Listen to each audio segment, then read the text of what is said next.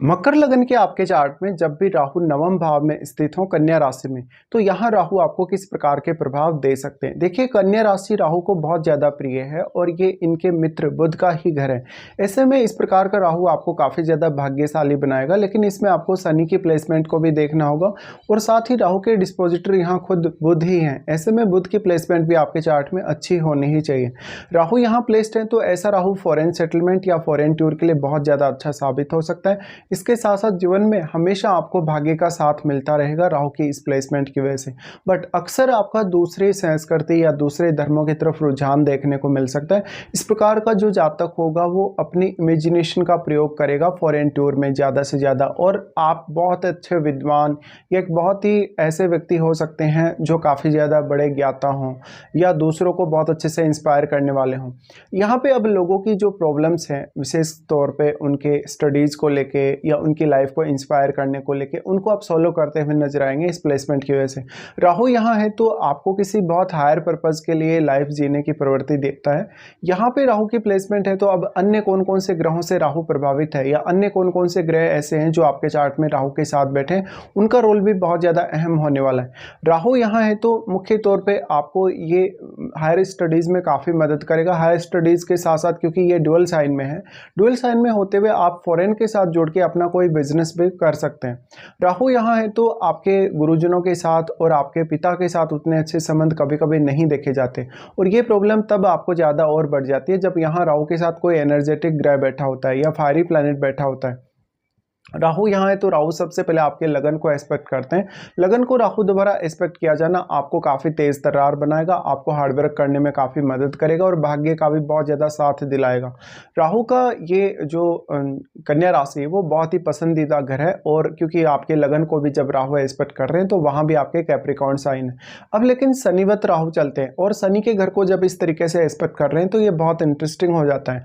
अब शनि की प्लेसमेंट अगर आपके चार्ट में अच्छी है तो निश्चित तौर पर राहु आपको काफ़ी लाभ देने वाले हैं। इस प्रकार का जो जातक होगा वो फॉरेन के लोगों के साथ या दूसरे कल्चर के लोगों के साथ बहुत ही अच्छे से डील कर सकेगा। यहाँ राहु का लगन पर एस्पेक्ट का होना कहीं ना कहीं आपको काफ़ी इंटेलिजेंट बनाता है, काफ़ी सटीकता के साथ निर्णय लेने के लिए आपको आगे बढ़ाता है। ऐसे में ज़्यादातर जो लाइफ में आपका पर्पज होगा या ज़्यादातर जो कुछ भी करने का आपका टारगेट होगा उसको आप अचीव कर सकेंगे। बस आपके चार्ट में बुध की स्थिति अच्छी होनी चाहिए। इसके साथ साथ अगर बुध आपके लगन में ही स्थित हो या मान लीजिए आपके लगन में शुक्र स्थित हो तो ऐसा राहु आपको बहुत ज़्यादा क्रिएटिविटी और इंटेलिजेंस देगा।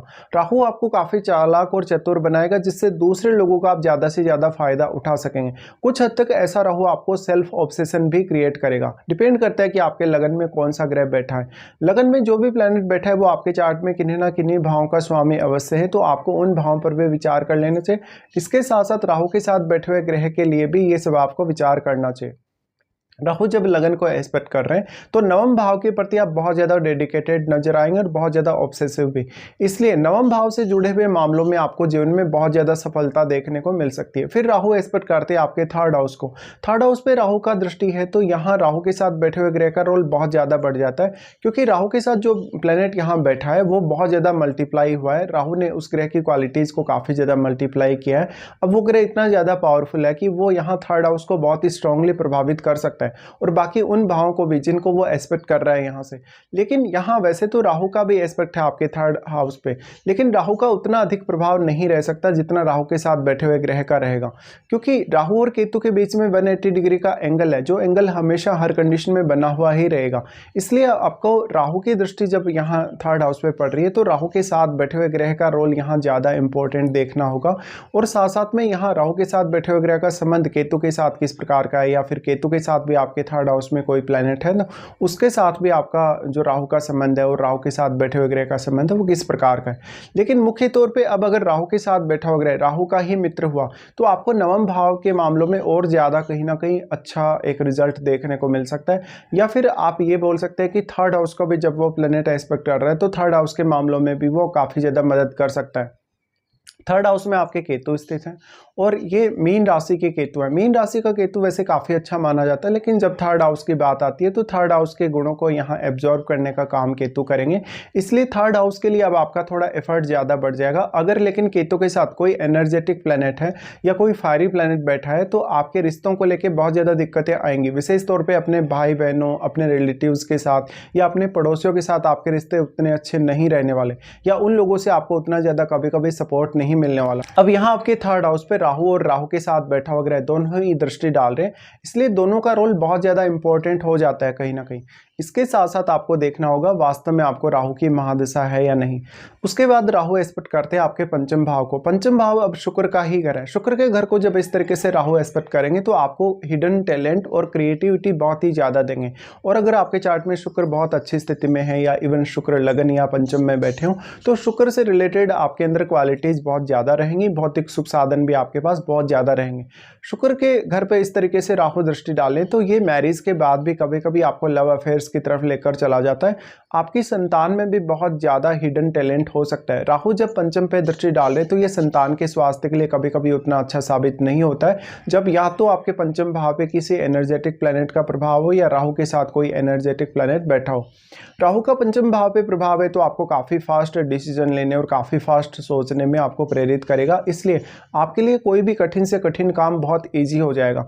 वैसे आप शनि से संचालित होने वाले पर्सन हैं, तो जो भी लोग शनि से संचालित होने वाले हैं या जिनका लगन शनि का है वो बहुत ही हार्ड वर्कर होते हैं। ऐसे में कुछ हद तक यहाँ आपको राहु सहायता कर सकते हैं।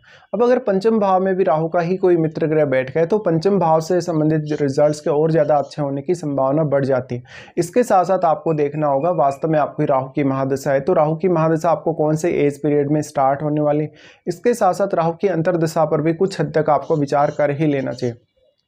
और अगर आपको राहु की महादशा नहीं है तो राहु के साथ बैठे हुए ग्रह की भी आपको महादशा हो सकती है, उस पर भी आपको जरूर विचार करना चाहिए।